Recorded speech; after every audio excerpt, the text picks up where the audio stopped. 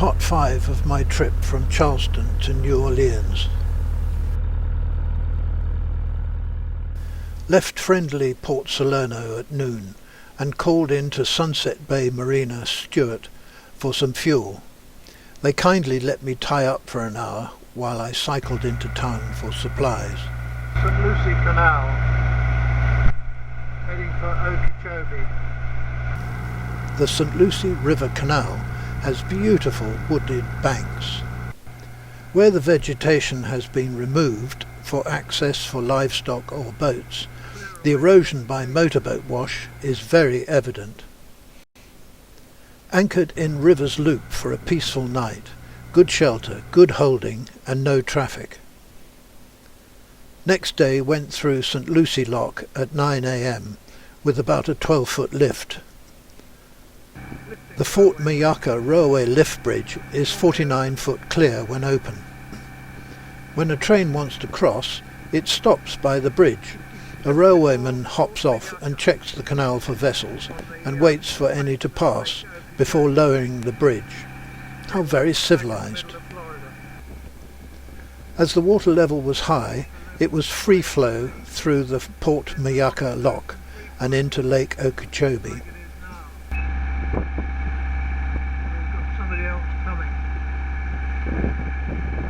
Downstream, so I'll hang about for him, I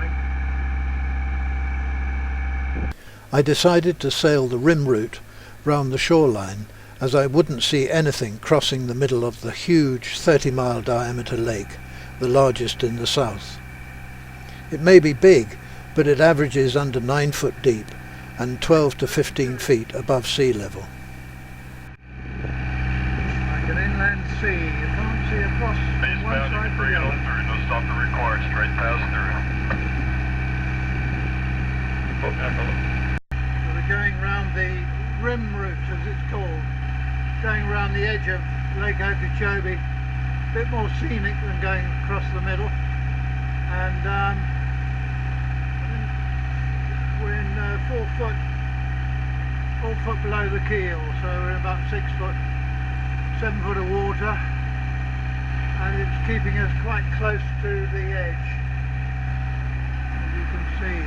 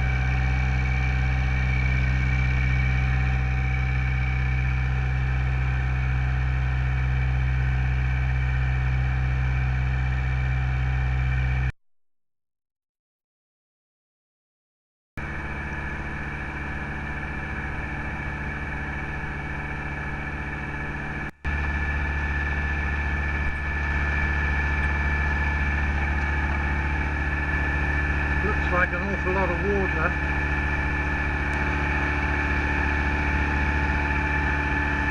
Very shallow.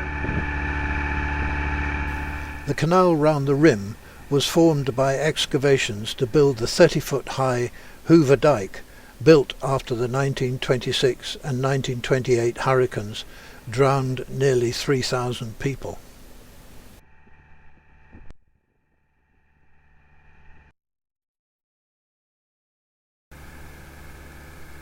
Two locks and several sluices control the depth and prevent catastrophic flooding, but the lake water is heavily polluted by agricultural chemicals, so only opened in dire circumstances, as in the heavy rains of 2013.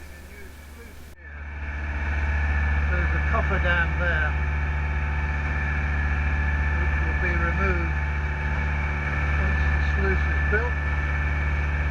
We're getting on well.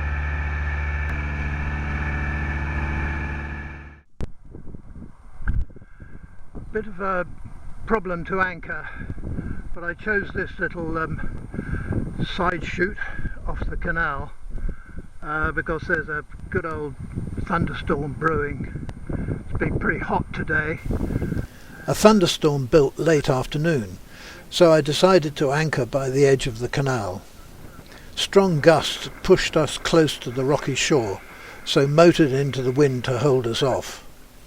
One gust lifted the part-inflated dinghy off the foredeck and over the windscreen, just when I wanted to see. But the canal just there has 25 feet of water, so I've had to anchor 2 or 3 times to get myself just on the edge.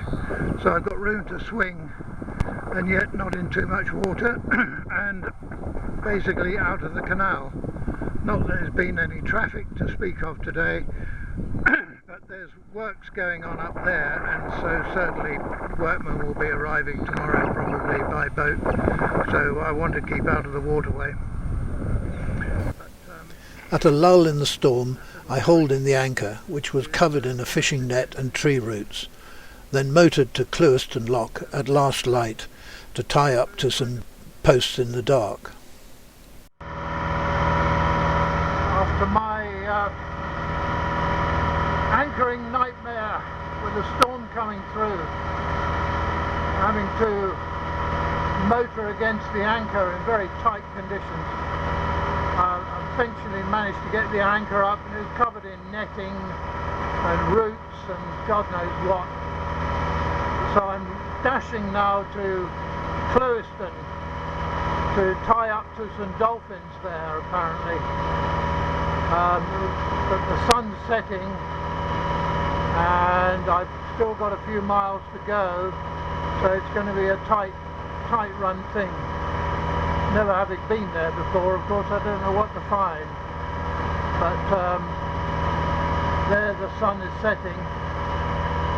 I've really put the taps on the girl, 2,600 RPM, doing just under 7 knots into what's left of the breeze, but I daren't trust anchoring in this canal. There's too much rubbish there, too much to foul the anchor, so I'm going to have to tie up to somewhere.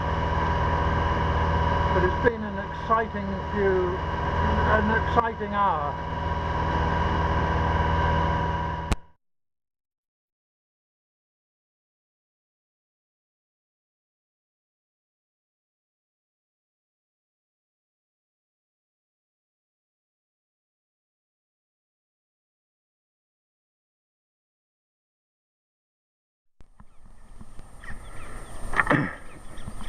That's what we got caught up in last night.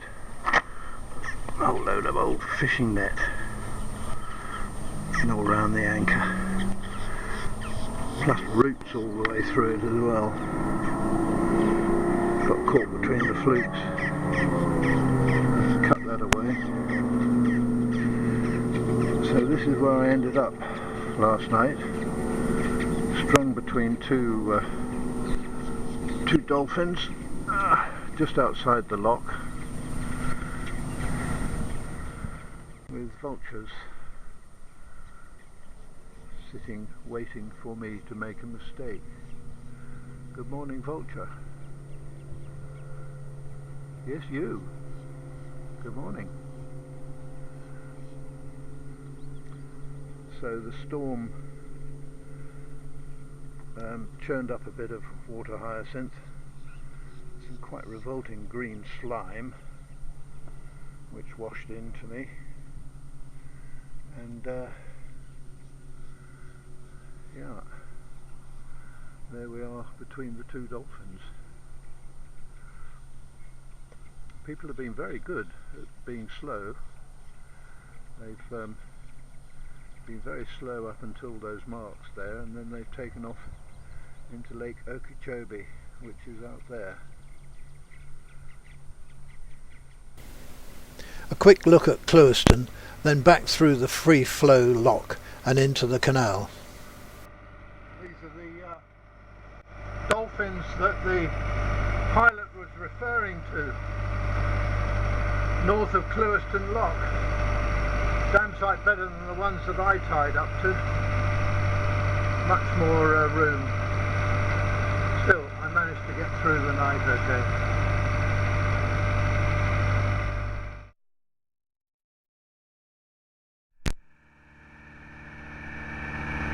Amazing how these trees get started. How do they get the roots to go in a couple of foot of water? Amazing. Really lovely bird life.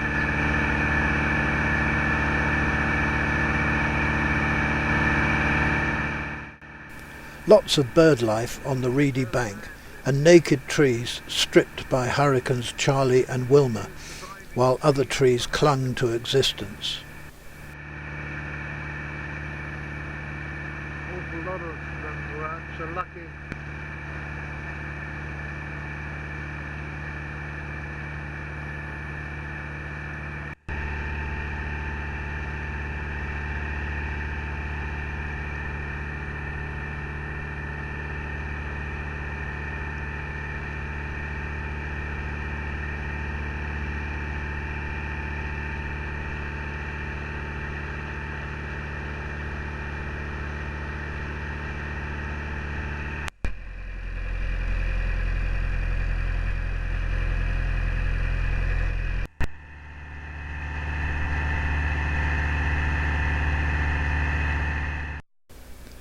Left the lake and into Moorhaven Lock, where we dropped about 12 feet.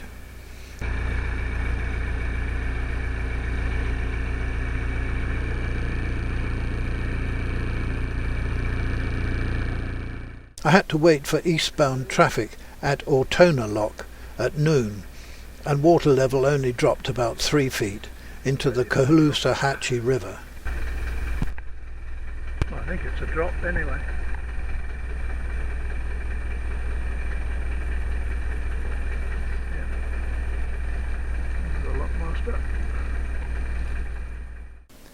Back into tidal waters, and it was in our favour all the way to La Belle, where I tied up to the Freetown dock at 1:30.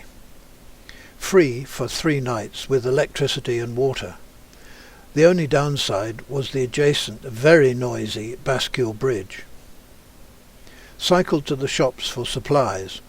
Got to the checkout and found I'd left my money on board. Back to the boat for money, back to the shop, back to the boat. Plenty of exercise today with the temperature in the mid-90s. It's a good place except for the noisy Bascule Bridge. But there you are. It is free. Free electricity. Free water. For 3 nights. So it's a good place to stay. Free docks are a good idea as it encourages boaters to stay a while and spend tourist dollars in the town. A couple from Brazil, and